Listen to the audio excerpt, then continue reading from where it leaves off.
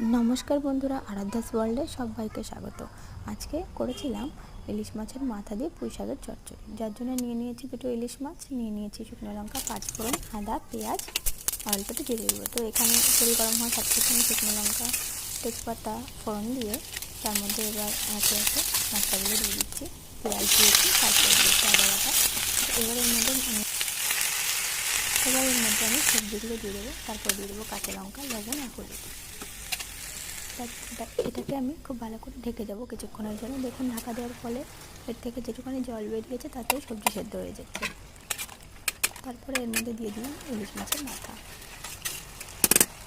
এবার ভালো করে নাড়িয়ে চাড়িয়ে এরপরে এর মধ্যে দিয়ে দেবো কাঁচা জিরের গুঁড়ো।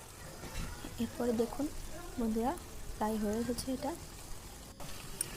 তো এই যে একটু শুকনো শুকনো করে নামিয়ে নিলেই রেডি হয়ে গেল পুঁই শাক চচ্চড়ি ইলিশ মাছের মাথা দিয়ে। খেতে খুব টেস্টি হয়। টাটা।